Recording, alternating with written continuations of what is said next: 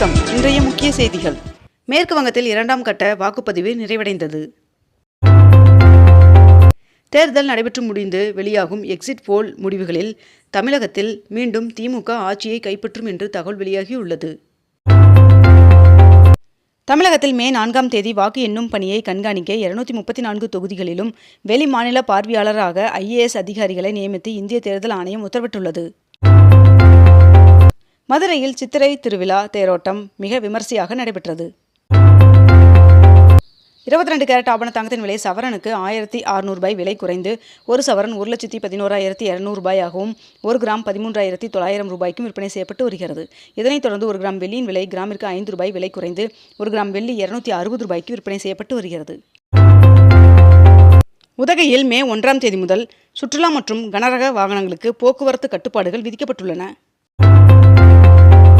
மே 1ஆம் தேதி புதுச்சேரி ஜிப்மர் மருத்துவமனையின் வெளிப்புற நோயாளிகள் பிரிவு இயங்காது என்று ஜிப்மர் நிர்வாகம் அறிவித்துள்ளது.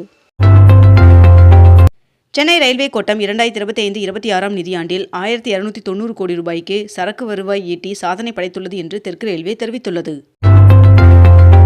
இளநிலை பொறியியல் படிப்பிற்கான சேர்க்கை கலந்தாய்வுக்குரிய விண்ணப்ப பதிவு மே 2வது வாரத்தில் தொடங்குகிறது என்று தெரிவிக்கப்பட்டுள்ளது. ரேஷன் கடைகளில் குடும்ப அட்டைதாரர்களுக்கு கேழ்வரகு வழங்க அரசு முடிவு செய்துள்ளதாக தகவல் வெளியாகியுள்ளது.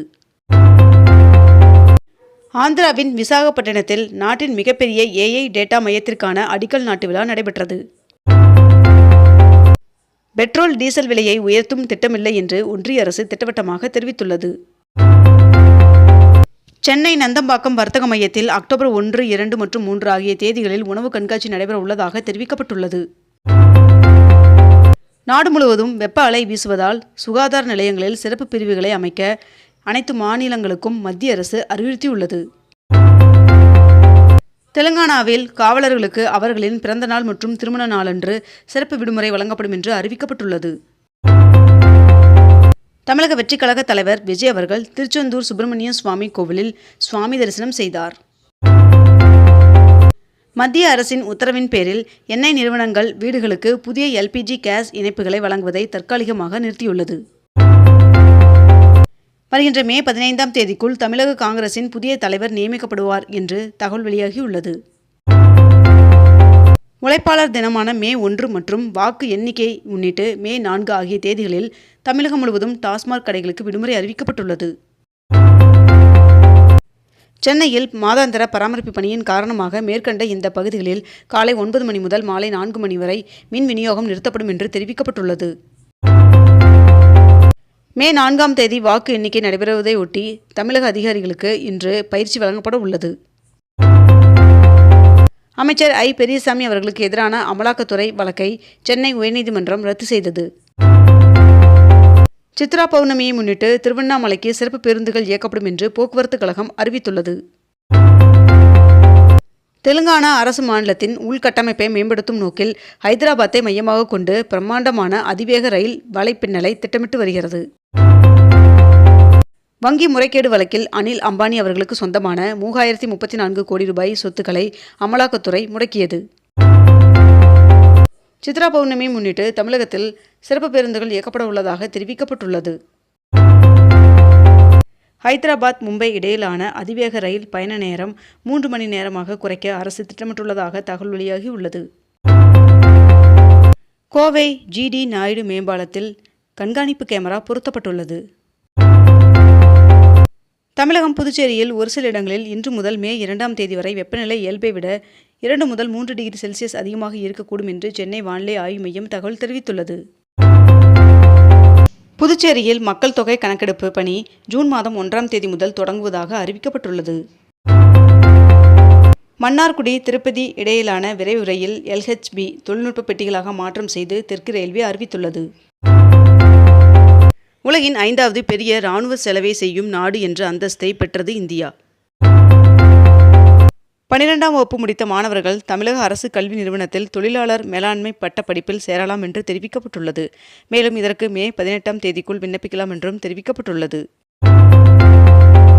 இந்தியா நியூசிலாந்து இடையே தடையற்ற வர்த்தக ஒப்பந்தம் கையெழுத்தானது என்று ஒன்றிய அமைச்சர் பியூஷ் கோயல் அவர்கள் தெரிவித்துள்ளார்.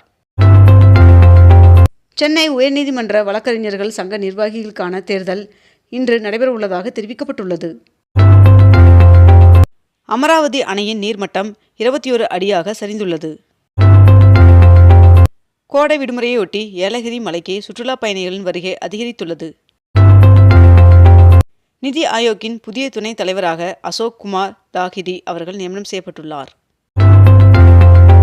அகில இந்திய கராத்தே போட்டியில் காஞ்சிபுரத்தை சேர்ந்த மாணவர் தங்கம் வென்றார்.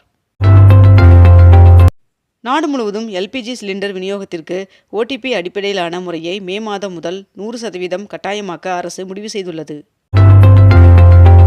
பழனி முருகன் சுவாமி கோவிலில் நடைபெற்ற உண்டியல் காணிக்கை எண்ணும் பணியில் முதல் நாளில் 4,62,00,000 ரூபாய் வருவாய் கிடைக்கப்பட்டுள்ளது. திருவண்ணாமலை அண்ணாமலையார் சுவாமி கோவிலுக்கு வருகை தரும் பக்தர்களின் எண்ணிக்கை அதிகரித்துள்ளது.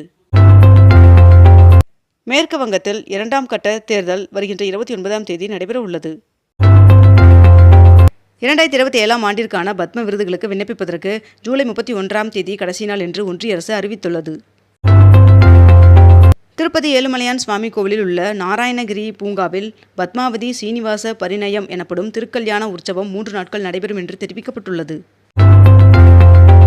தரமில்லாத கேன் குடிநீர் விற்றால் 5000 ரூபாய் அபராதம் விதிக்கப்படும் என்று குடிநீர் விற்பனை நிறுவனங்களுக்கு உணவு பாதுகாப்புத்துறை எச்சரிக்கை விடுத்துள்ளது. அரசு பள்ளிகளில் மாணவர் சேர்க்கை 1,00,000 கடந்தது. தமிழகத்தில் வருகின்ற ஏப்ரல் 30ஆம் தேதி தருமபுரி, கிருஷ்ணகிரி, சேலம், ஈரோடு, நீலகிரி, கோவை ஆகிய மாவட்டங்களில் கனமழை பெய்ய வாய்ப்புள்ளதாகவும், மே 1 மற்றும் 2 ஆகிய தேதிகளில் நீலகிரி, கோவை, திருப்பூர், தேனி, திண்டுக்கல் ஆகிய மாவட்டங்களில் கனமழை பெய்ய வாய்ப்புள்ளதாகவும் வானிலை மையம் தகவல் தெரிவித்துள்ளது. தவேக தலைவர் விஜய் அவர்கள் தாக்கல் செய்த வேட்புமனுவை ஆய்வு செய்ய கோரிய மனு சென்னை உயர்நீதிமன்றத்தில் தள்ளுபடி செய்யப்பட்டுள்ளது. கோடையில் மின் தட்டுப்பாட்டை சமாளிக்க வெளிச்சந்தையிலிருந்து மின்சாரம் கொள்முதல் செய்ய திட்டமிடப்பட்டுள்ளதாக தகவல் வெளியாகியுள்ளது. இளங்கலை மருத்துவ படிப்பிற்கான நீட் நுழைவுத் தேர்வுக்கான ஹால் டிக்கெட் வெளியிடப்பட்டுள்ளது.